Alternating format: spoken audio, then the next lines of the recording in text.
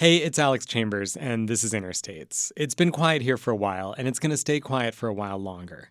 We're working on a new project, and we'll announce it in this feed in the next few months. In the meantime, I wanted to tide you over with some cake. It's not just any cake. My dad's been making it for years. My whole life, really. And about a year and a half ago, I decided it was time to find out the origin of the recipe.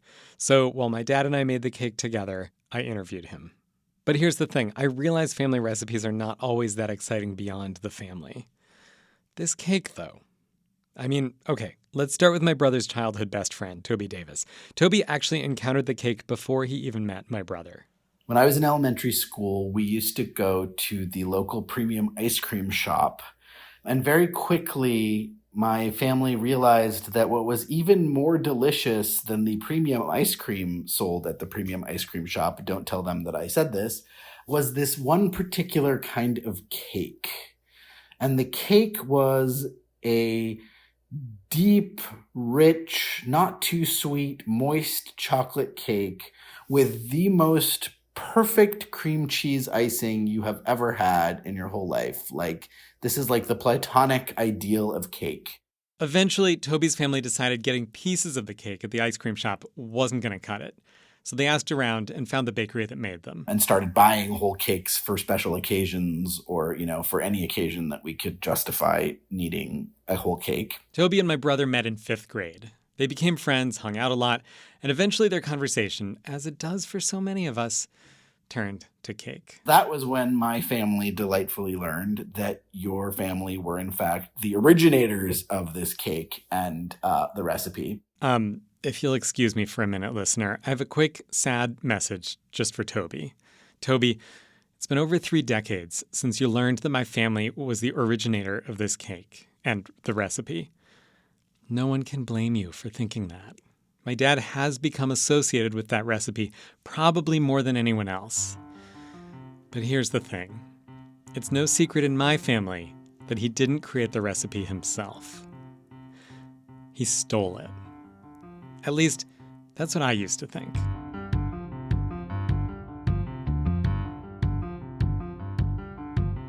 Granted, it would have been very out of character for him, but it added romance to the whole thing. This idea that he'd gotten tired of managing the ice cream shop. It was another ice cream shop, by the way, but they also made their own baked goods. In my imagination, he'd had to call the employees back from juggling on the sidewalk out front one too many times. And so one day he decided he'd had enough and went in the back and tore the recipe out of the binder where they were all stored. It made him a bit of a Robin Hood in my head, that he took this proprietary recipe and then shared it throughout the world. Or at least to everyone who wanted it, which is almost everyone who tries it. About a year ago, I went home and asked him how he got it. Turns out he asked permission. So much less exciting. But like Robin Hood, he does want to share the wealth. Because this cake is important. It's become important to a lot of different families.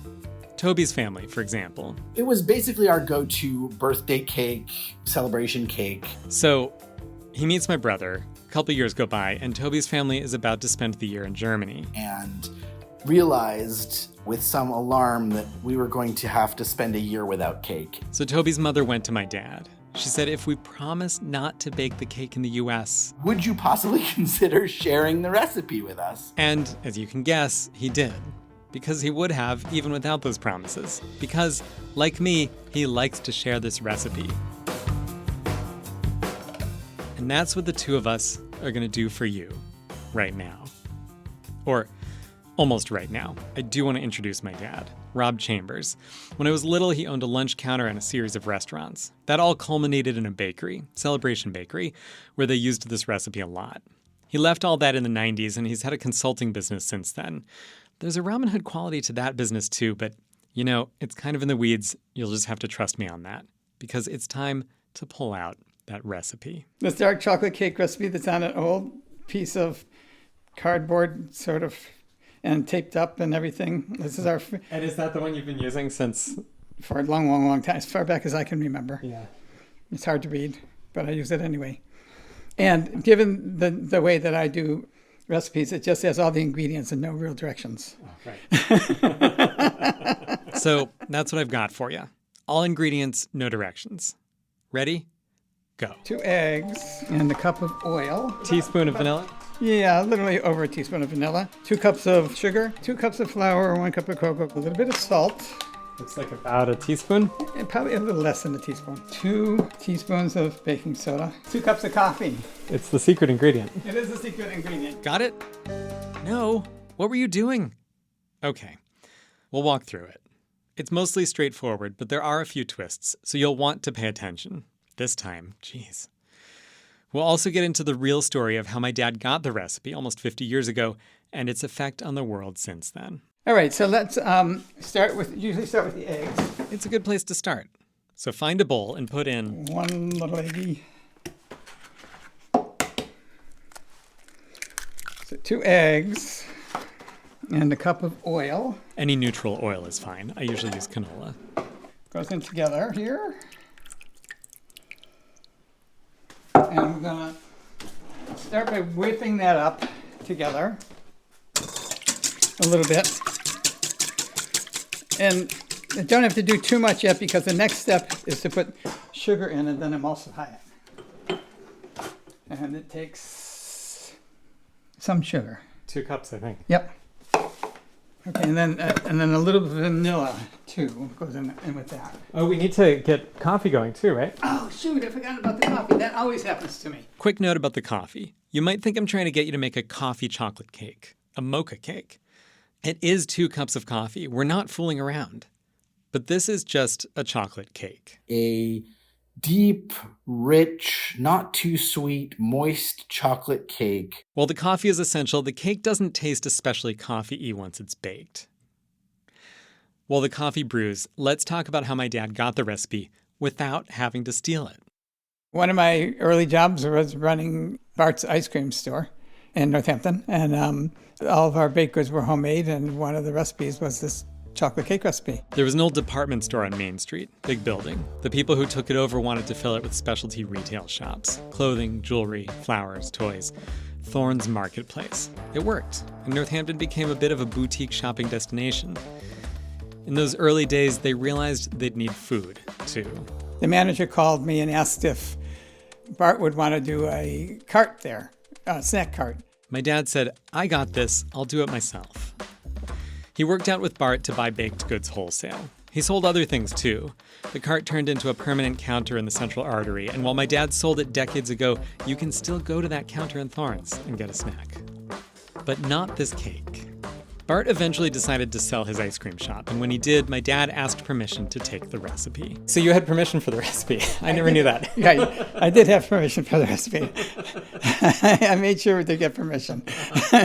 Which was good because he kept selling it in various forms. At one point, he was selling prepackaged pieces of this cake to Harold's, the ice cream shop where Toby first encountered it, and some convenience stores. Locally owned convenience type stores. It was going well, and when you've got something good, well, here's the thing about my dad.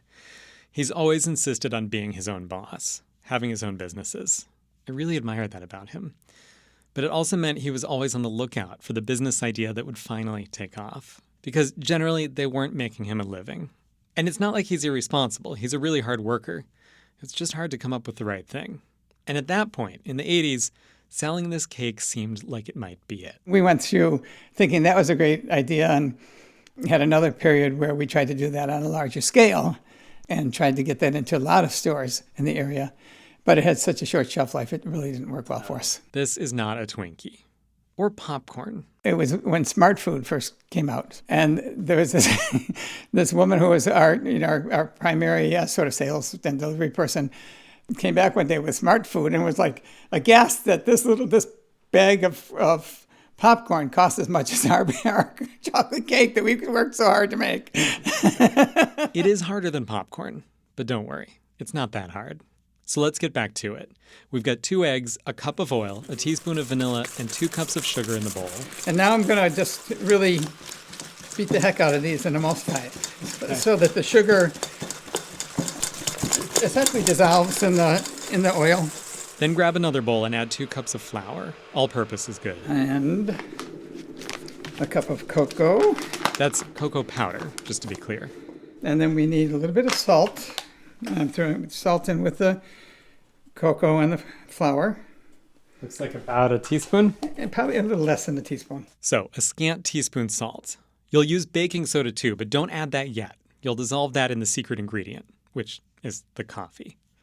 So stir up those dry ingredients, and then it's time to combine the wet and the dry. If I was making a cake or cookies in a normal recipe, I'd throw it together and mix it and just get them combined. And, so you're not working gluten too much. In this case, when we add the coffee, this becomes almost a runny recipe. And it's always shocking how runny it is. And you think, oh, this is never going to work. And then you pour it into the pan and bake it for half an hour, and it's amazing. Yeah. So, one of the recipes, one of the places I have it written down, I think, it says when you add the flour and the cocoa powder, will get dry. It's a warning that it's going to be really dry. Because it's hard. I mean, I also try not to mix it too much, but even just to get everything fully moistened, it's pretty dense. yeah. Then we add the coffee, and the note after that says, will get wet. Yeah, right. It's supposed to be that way. It is supposed to be that way. And so what I try to do is, rather than try to mix it very much, in the beginning, I just add coffee a little bit at a time and thin it. Huh. Amazing. Okay, so now I've got the wet and the dry sort of mixed, and I'm adding a little bit of coffee to thin it a bit. And it just takes a little while to thin it out. Thinning. Okay, we're almost there. I'm going to put a little bit more in, and then I'm going to add the baking soda to the rest of the coffee. So 2 teaspoons of baking soda. Did you catch that? Here's how it went. We added dry ingredients to the wet, but we didn't mix them all the way in. Instead, we started adding coffee and getting everything mixed together. When there was a little coffee left, like a quarter cup or so, we added the 2 teaspoons of baking soda to the coffee to dissolve it. Then we added that coffee to the now very soupy batter. And now it's ready to put in the oven. Wait, I forgot to tell you, preheat your oven to 350 degrees. Then you can pour it into your prepared pan. In the prepared pan, well, I always put wax paper on the bottom to make it easier to get it out of the pan. I'm using a 9x13 pan, but also you can use 2 9x9 inch rounds if you can find them.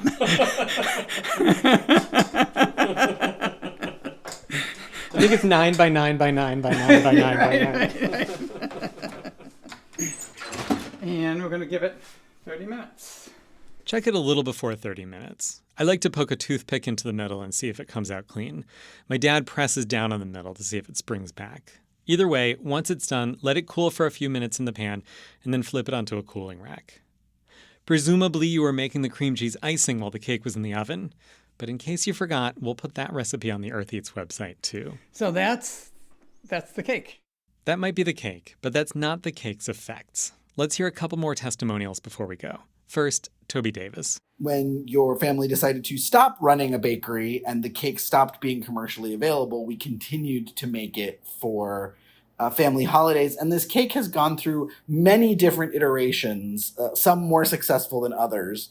A less successful version, I recall, was made with whole wheat flour because my mother was trying to make it healthier. That was not as delicious. There were also the many years of fighting over whether or not the frosting was right. I believe the argument was always how much salt should we put into the frosting, because it never tasted quite the same as it did when your dad made it.